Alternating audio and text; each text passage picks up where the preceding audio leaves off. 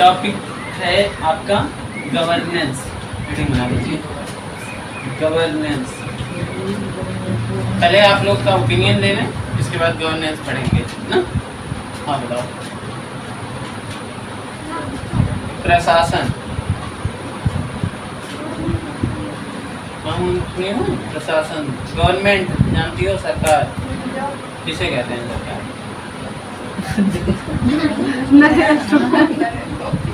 नरेंद्र मोदी सरकार है। अरे वाह, नरेंद्र मोदी की जगह अगर वो हो जाते क्या नाम, मनमोहन सिंह जी, तो सरकार नहीं है। हाँ? वो सरकार है। हेलो,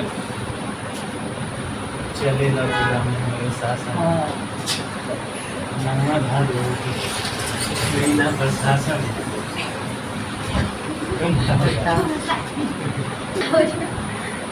सरकार तुम पढ़ी होगी, शासन व्यवस्था, प्रशासन, प्रशासनिक इकाई, सब चैप्टर में था ना। तो क्या होता है?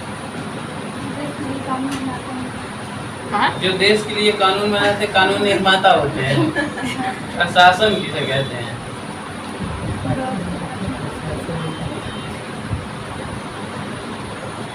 गवर्नेंस,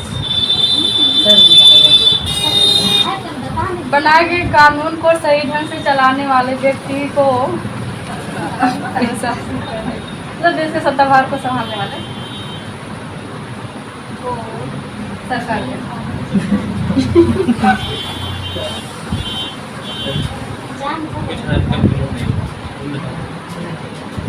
नहीं पता क्यों निरपो हैं हमें कहानी।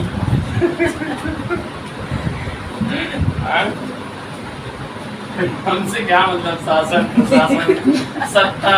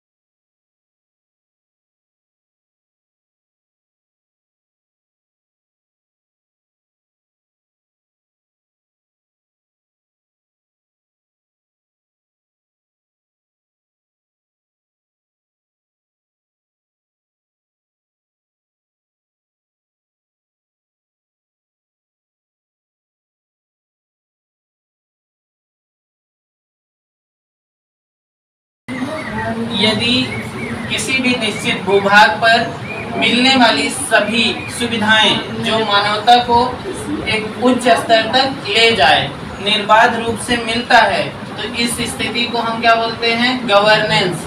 निर्बाध रूप से और बिना लोच के मिलता है तो गुड गवर्नेंस। यदि इसमें लोच शामिल होता है तो बैड गवर्नेंस। कैसा गवर्नेंस? Bad governance. कोई दिक्कत है?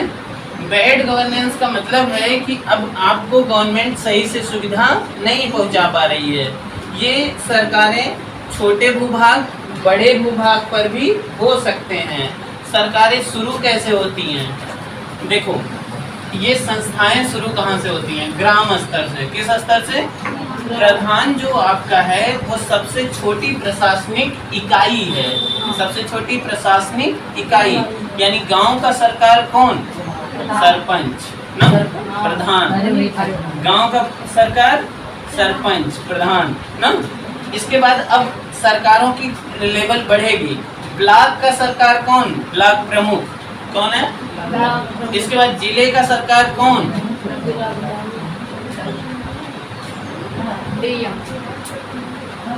जिले सरकार को भी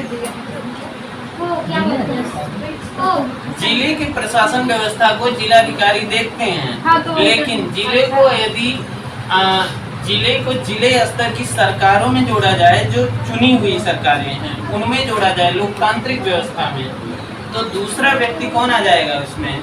जो जिला पंचायत अध्यक्ष होते हैं। कौन आएंगे? जिला पंचायत अध्यक्ष, ठीक है। क्योंकि वो पूरी जिला की पंचायतों को देखते हैं, वहाँ की प्रशासन को देखते हैं। ठीक, यहाँ का नहीं, यहाँ का जिला पंचायत अध्यक्ष है साधु वर्मा। कौन है? चौथा वाला ये तो एम्प्लॉय। सरकारें भी तो नौकरी देती हैं कि नहीं? सरकारें नौकरी नहीं देती हैं। देखिए, सरकारें यदि सरकार को निर्देश करने के लिए कोई पोर्टल डिजाइन करें, किसको निर्देश करने के लिए? सरकार को। अब यहाँ तो दिक्कत आ गया, सरकारें ही सरकार को क्यों करेंगी ना? अब मोदी जी देश की सत्ता संभाल रहे हैं ना। बड़ा भूभाग है, योगी बाबा किसको संभाल रहे हैं? छोटे भूभाग को। छोटे भूभाग को, उत्तर प्रदेश को। उससे छोटे भूभाग को आपके गांव का प्रधान मतलूब अहमद, क्यों? हाँ, ये संभाल रहे हैं ना। अब देखो, खुद समझ जाए। G2G, यदि गवर्नमेंट दूसरे गवर्नमेंट को सूचना दे। अब मोदी जी योगी बाबा को फोन करें और बताएं, देखो तुम्हारे यहाँ पुलिस बहुत गड़बड़ काम कर रही है, सड़किया बना है जो पूर्वांचल एक्सप्रेसवे 30 दिन में टूट गया। क्या हो गया? शिक्षा मंत्री जी टेट तो पेपर निकलवा दिए और सुपर टेट की वैकेंसी नहीं निकाल रहे हैं, निकलवा दो। पुलिस घूस बहुत लेती है। ये सब बात मोदी जी किससे बताएंगे? इंस्ट्रक्शन देंगे कि नहीं देंगे? देंगे ना। तो अगर इंस्ट्रक्शन देंगे तो डायरेक्टली नहीं दे सकते हैं, ऐसे फोन करके थोड़ी ना बतिया सकते हैं। क्यों? उनको देना पड़ेगा किसी न किसी पोर्टल के माध्यम से। किसके माध्यम से? पोर्टल के माध्यम से, या किसी तरीके से देना होगा, वे में फैक्स करें या ईमेल करें, ये सब करें। तो ऐसी गवर्नमेंट इकाई को हम क्या बोलेंगे? G2G। क्या बोलेंगे? अब सेंट्रल गवर्नमेंट आर्मी को मैनेज करने के लिए कोई पोर्टल बनाती है। किसको मैनेज करने के लिए? आर्मी को। तो वो हो गया G2E। पुलिस को मैनेज करना है, उसको सैलरी देना है, टीचर्स को सैलरी देना है ना। PCS अधिकारियों को मैनेज करना है, उनको इंस्ट्रक्शन देना है, यार ये काम करो, ये काम गलत है, यहाँ ऐसा है, यहाँ ऐसा है, सड़कें सही नहीं हो रही हैं, ये सब काम नहीं हो पा रहा है। तो ऐसी स्थिति में G2E एम्प्लॉय हैं। वो लोग क्या हैं? यानी DM तक एम्प्लॉय है। DM तक क्या है? एम्प्लॉय है कि नहीं है? बस DM संवैधानिक एम्प्लॉय है। कैसा एम्प्लॉय है? संवैधानिक है, उसका उल्लेख संविधान में हुआ है ना। बस यही अंतर है दोनों में, ठीक है वो भी एम्प्लॉय ना।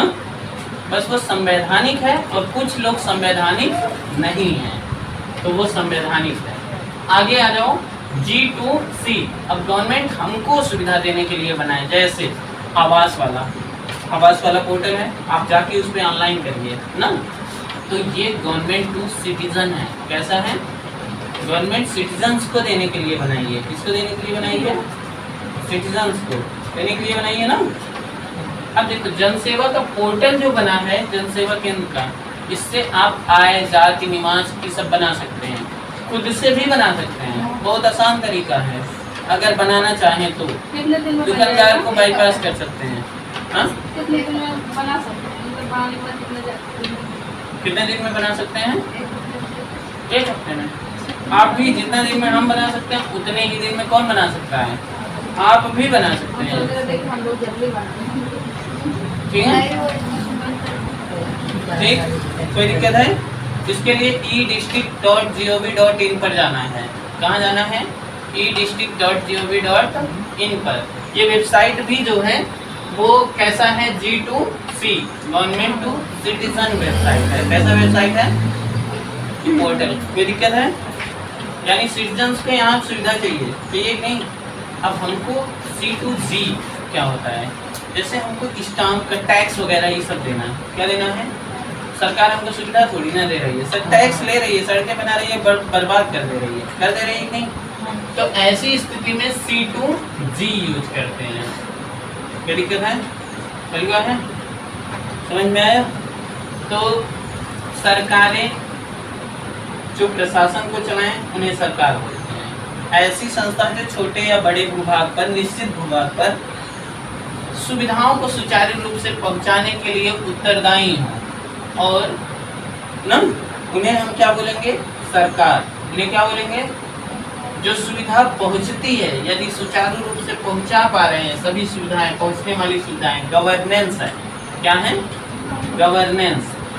और गवर्नेंस अच्छी होगी यदि बिना लोच के पहुंचती है ना, अच्छी नहीं होगी यदि लोच के साथ पहुंचती है।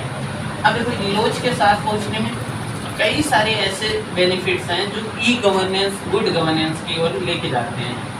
अब हम आपसे कहें कि मोदी सरकार की गवर्नमेंट जो इकाई है ये गुड गवर्नेंस देता है कि बैड, इसकी चर्चा हम लोग इस तरीके से नहीं कर सकते हैं कि डायरेक्ट हम बीजेपी के विरोधी हैं इसलिए मोदी सरकार गड़बड़, क्यों? हम कांग्रेस के विरोधी हैं इसलिए मनमोहन जी गड़बड़, क्यों? ये हम इस प्रकार से नहीं कर सकते हैं। कर सकते हैं? अब हम देखेंगे सुविधा कैसे पहुंच रहा है। क्या देखेंगे?